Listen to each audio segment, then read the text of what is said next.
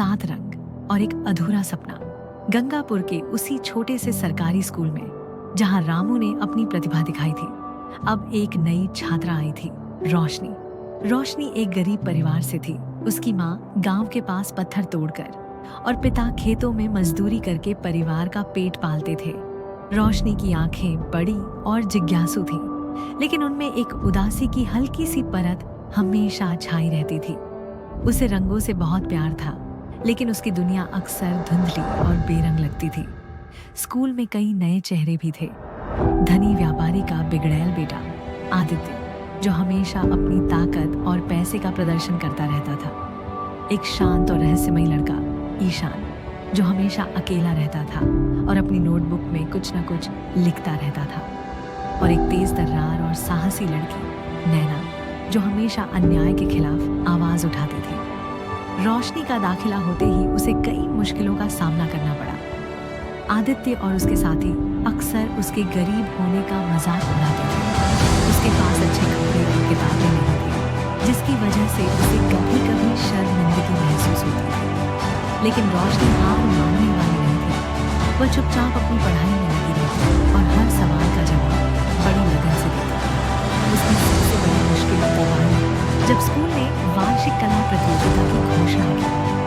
इस प्रतियोगिता में सर्वश्रेष्ठ चित्र बनाने वाले को शहर के एक बड़े कला विद्यालय में मुफ्त शिक्षा का अवसर मिलने वाला था।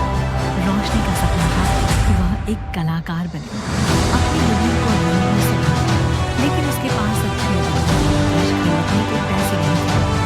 ये बात नैना को बहुत आई। नैना का दिल बहुत बड़ा था।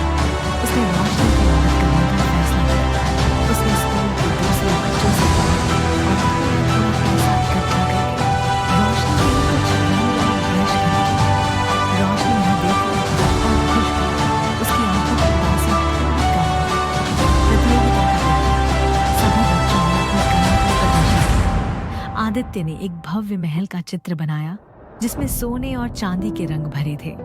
ईशान ने एक रहस्यमयी परिदृश्य बनाया, जिसमें गहरे रंग और धुंधली आकृतियां थीं।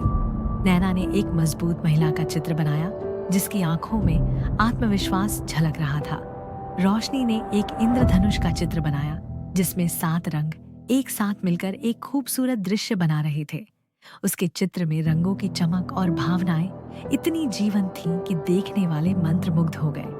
लेकिन जब परिणाम घोषित हुआ तो सभी हैरान रह गए। आदित्य का चित्र सर्वश्रेष्ठ चुना गया। रोशनी का दिल टूट गया। उसे लगा कि शायद उसके सपने कभी पूरे नहीं होंगे।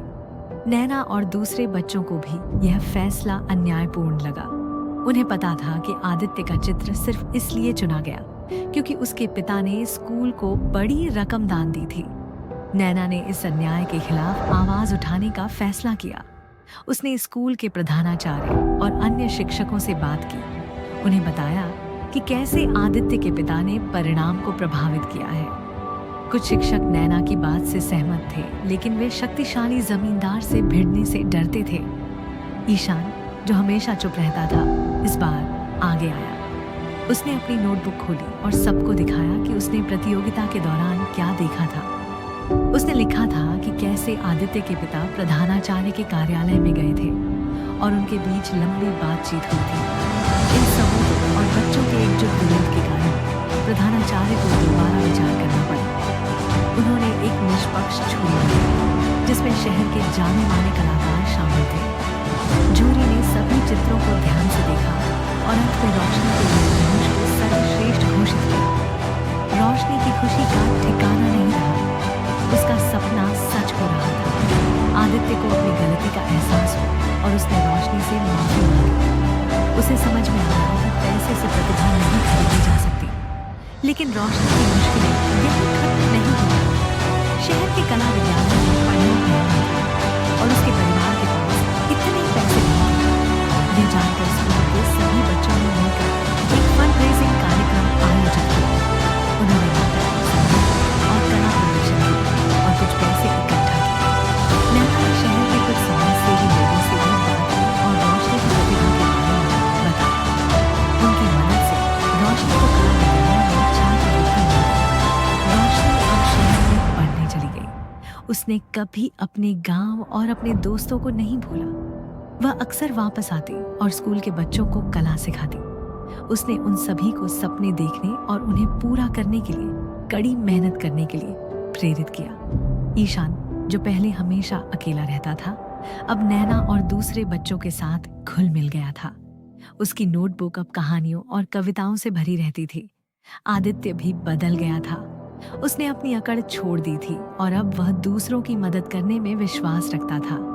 रोशनी की कहानी गंगापुर के स्कूल के बच्चों के लिए एक प्रेरणा बन गई। उन्होंने सीखा कि गरीबी या किसी भी तरह की मुश्किल उनके सपनों को नहीं रोक सकती। अगर उनके अंदर प्रतिभा और लगन है और उन्हें दूसरों का साथ मिले तो वे किसी भी ऊंचाई को छू सकते हैं। रोशनी ने अपने जीवन में कई और मुश्किलों का सामना किया, लेकिन उसने कभी हार नहीं मानी। उसने अपनी कला से दुनिया को रंगीन बनाया और हमेशा उन लोगों की मदद की जो उसकी तरह गरीबी और अभाव में जी रहे थे। उसका जीवन एक जीता जागता उदाहरण था कि प्रतिभा, दृढ़ संकल्प और दूसरों की मदद से हर अधूरा सपना पूरा किया जा सकता है। यह कहानी हमें सिखाती है कि सपने देखना और उन्हें पूरा करने के लिए प्रयास करना बहुत महत्वपूर्ण है, चाहे परिस्थितियां कैसी।